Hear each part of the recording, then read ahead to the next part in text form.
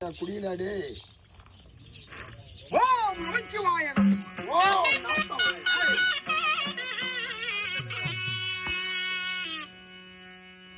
நமசிவா சந்திரசேகர மகாதேவா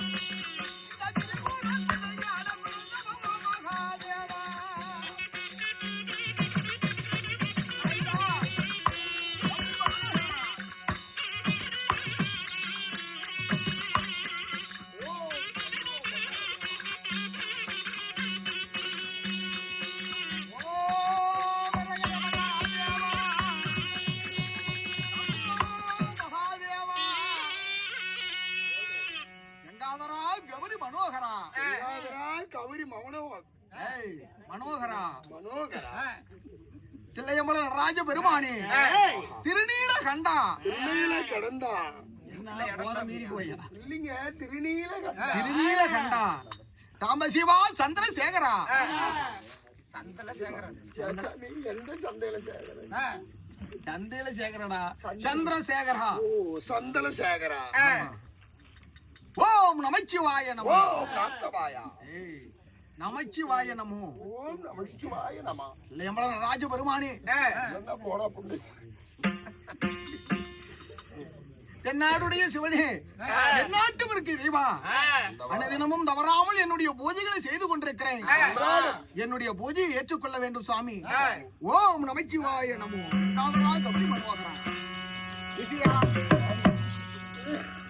காலை பூஜை சிறப்பாக முடிந்தது. அடுத்தபடியாக மறுபடியும் மாலை பூஜை செய்யணும். ஆமா. காலை பூசி செய்த பழக்கலை நான் 2 சாப்பிடுறேன். இவனுக்கு வைத்த பழத்தை சாப்பிடலாமாப்பா? பூசியே முடிஞ்சு போச்சு சார். பூஜை முடிஞ்ச உடனே வா. 10 குச்சி குத்தி விடாது. சாப்பிடு, உனக்குத்தான், கவலையப்படாத. சரி சார். இதெல்லாம் எடுத்து கொண்டு அப்புறமாக வை. மறுபடியும் ஜலம் கொண்டு வந்தால் பூஜைகள் செய். கொலையில கொண்டு போய் குத்து. கண்ணே ரேடிகா, நீ தேவி வணக்கம் போல கங்கை ஜலம் கொண்டு வந்த அந்த ஜலத்தை வைத்து அந்த யானை முதல் எறும்பு வரை 84 லட்சம் ஜீவன்களுக்கும் மடிகளுக்கும் கத்தராகப்பட்ட சிவபெருமானுக்கு சிவபூஜை சிறப்பாக செய்து முடிச்சிட்டேன். சரி. அடுத்தபடியாக மாலை இதே போல குளிச்சு நீராடி மறுபடியும் கங்கை ஜலம் கொண்டு வா. பூஜை கொண்டு வந்த ஏற்பாடுகள் அதுதானே எனக்கு வேலை. ஆகட்டும் தேவி, போய் வா.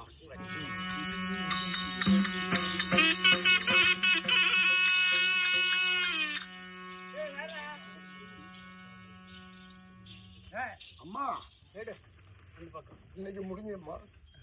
இன்னைக்கு முடிஞ்சது. மறுபடியும் என்னைக்கு ஆட்டம்? இன்னைக்கு இருக்குது இல்லையா? பூசடாடே. மறுமுறை சென்று அதாவது தானபாடத்தை பிடித்து ஆனால் ஜலம் கொண்டு வரணும். ஆமா. போலாமா? இன்று பூசை முடிந்தது.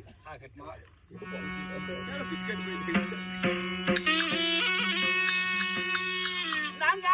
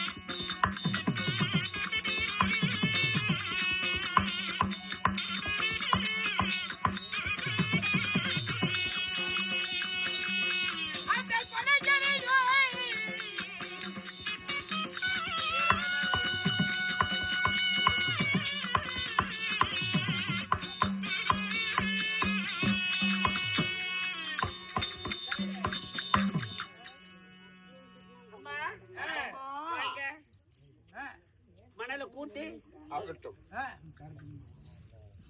ஆற்று மணலை அள்ளி ஒண்ணு சேர்த்தியாச்சு அம்மா. சேர்த்துட்டியா? இப்ப நான் மாறு பாரு மண்பானை செய்யறேன். சரி. ஆமா செல்வா.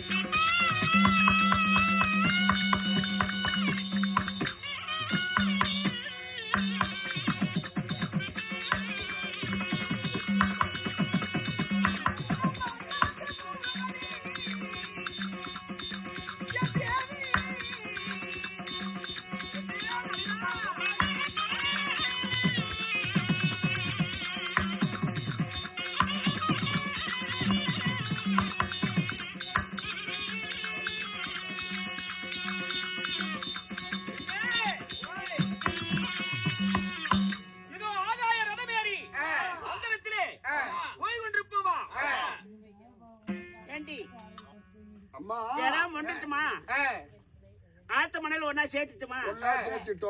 நிறைய ஒண்டுட்டுமா? ஆமா. இது என்ன அழகான ஒரு மூஞ்சி தெரியுது. மூஞ்சிமா இல்லடா, மேல பாரு.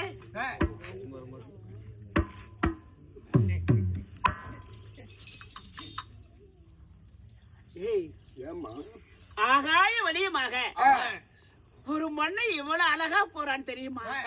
அப்படியா? ஏண்டா தெய்வ லோகத்தில் இப்படிப்பட்ட ஒரு அழகா? என்ன அழகு தெரியுமா? சரி, அது நாம ஏன் பேசுவோம்? அது நாம ஏன் அதை பேசி யாரோ போயிட்டு போறாங்க.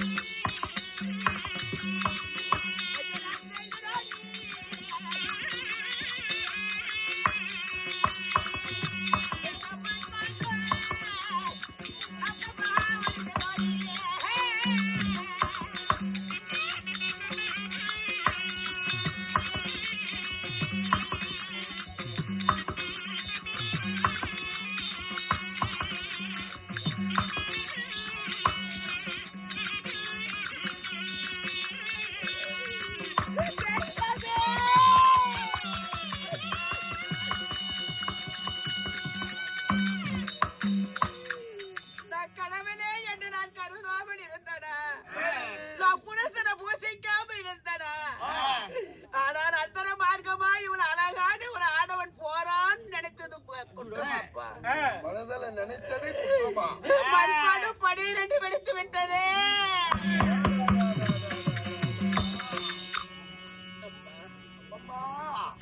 சேர்த்தனால உறவு சேரல, உடைஞ்சு உடைஞ்சுதான் போகுது. என் பத்தினித்தனம் குறைஞ்சிருச்சா என்னன்னு தெரியல. என் கணவருக்கு நான் என்ன பதில் உரைப்பேன்?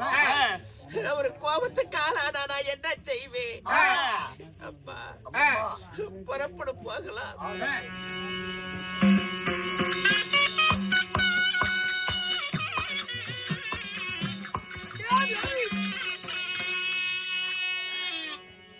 கங்கை ஜலமெடுத்து வரணும் புறப்பட்டு போனா.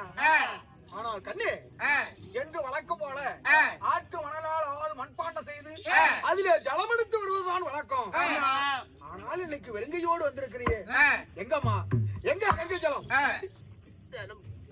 கொண்டு வரவில்லை. கொண்டு வரவில்லையா? ஏன் என்ன ஆனது? பச்சை மணல் வரவு சேரவில்லை. பச்சை மணல் உறவு சேரலையா? என்னடா ஆச்சரியமாக இருக்குது. என்னைக்கு திருமணம் செய்தனோ அன்று முதல் இன்று வரைக்கும் என்னுடைய மனைவியாகப்பட்ட நீ காலை பொழுது விடிந்து விட்டால் கங்கைக்கு சென்று அந்த ஆத்து மணலால் அதாவது மண்பாண்டம் செய்வது வழக்கம் தான். ஆனால் வழக்கத்துக்கு மாறாக இன்னைக்கு மண்பாண்டம் உறவு சேர்ந்து வரலையா? என்ன சொல்ற? என்னடி என்ன காரணம்? எதனால மண்பாண்டம் ஒன்னா உறவு சேரல? என்னன்னு தெரியலீங்க. என்னன்னு தெரியலையா? புரியாத குதிராளங்கள்லாம் இருக்கிறது. ஆமா, என்னைக்கு அதாவது கிளம்பலுக்கு போனா சிரித்த முகத்தோடு வருவா, இன்னைக்கு வாடிய முகத்தோடு மண்பாண்டம் அதாவது உறவு சேரல, என்னால் மண்பாண்டம் செய்ய முடியல அப்படின்னு சொல்கிறாளே. இறைவா, இது என்ன ஒரு சோதனையாக இருக்கும்?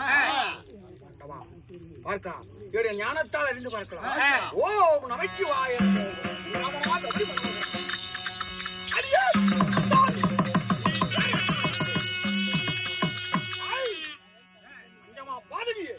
பசுதோல் போட்டு புளியே கொஞ்ச நாள மொழி பேசி நெஞ்சில நஞ்ச குச்சி வஞ்சக பேடி குளத்தையே கிடைக்க வந்த கோடாலி காம்பு சண்டாளி இருந்திருந்தும் ஆற்றங்கரையில் சென்று அந்த மணல் அதாவது குடம் செய்கின்ற பொழுது கங்கை ஜலத்திலே வரக்கூடிய அதாவது நிலையை பார்த்து ஆகாயத்திலே இருக்கக்கூடிய கங்கனுடைய ரதத்திலே போய் கொண்டிருக்கக்கூடிய அழகல மயங்கி இருக்கிற அவனை உற்று பார்த்த உடனே உடைய பத்தினித்தனம் கெட்டு விட்டது. மனதால் தோற போட முடியும். நான் நினைக்கவில்லையே, அழகா இருக்கிறார் என்றுதானே நினைத்தேன். மனதால் சோர போகலைனாலும் அவனை மனதால் நினைத்த ஒரு முறை உற்று பார்த்ததில்ல. உற்று பார்த்தாலே அவருடைய கற்பின் திறமை கெட்டு போயிடும். இவ்வளவு காலம் எனக்கு மனைவியாக வாழ்ந்த நீ அடுத்த ஒரு ஆரவனை உற்று பார்த்தபடியால் உன்னுடைய பதிவிரதத்தனம் குறைந்து விட்டது, கெட்டு விட்டது.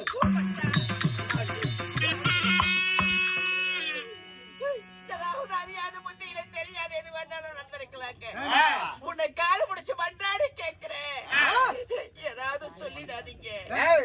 பாவி துரோகி, நாள் வரைக்கும் அல்லும் மகளும் 60 நாளிகையும் எப்பொழுதுமே எனக்கு உறுதுணையாக இருந்து கொண்டிருந்த என்னுடைய மனைவியாகப்பட்ட நீ அந்த பத்தினி பதிவிரத அந்த அருந்ததி கொப்பான அப்படின்னு இவ்வளவு நாள் உன்னை பெருமையோடு நினைச்சு கொண்டிருந்தேன். எப்ப மாற்றாடு ஒருவனை உற்று பார்த்து அதாவது மண்பானை செய்ய முடியாத போனதோ அப்பொழுதே என்னோடு நீ வாழ தகுதியற்ற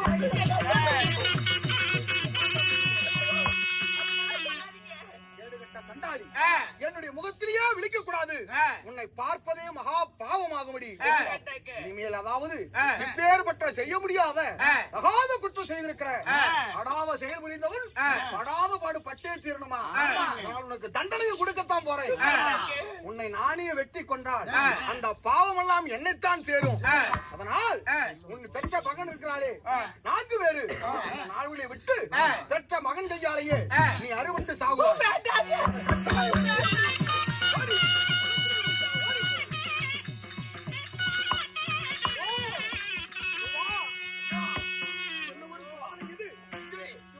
நான் செய்த பூஜையெல்லாம் அவ்வளவு வீணாக போனதா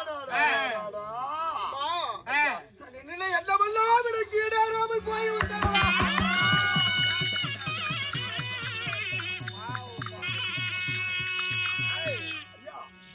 எடுகட்ட சண்டாளி மாற்றாடுவருடைய உச்சி பார்த்தபடினால் அவருடைய கற்பின் திறமை குறைந்து விட்டது.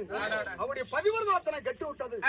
அதனால அதாவது பச்சை மணலால் அதாவது மண்பாட்டை செய்ய முடியாமல் போயிடுச்சு. இந்த கேடுகட்ட சண்டாளி இனிமேல் இந்த பூனையில் வாழ தகுதியற்றவன். அதனால பெற்ற மகனுடைய கையாளியே அவளை வெட்ட சொல்லி உத்தரவு கொடுக்கணும். என்னுடைய மகனாகப்பட்டவர்கள் நாடுமே என்னுடைய வார்த்தையை மீறி நடக்காதவங்க. அதனால் என்னுடைய மூத்த மகனாகப்பட்ட யார் விசு ஆகப்பட்ட என்னுடைய மூத்த மகனை உடனடியாக அழைத்து வா. அவனை வைத்து இந்த அதாவது ரேணுகாவை வெற்றி சம்காரம் செய்ய சொல்லணும். இருதுண்டாக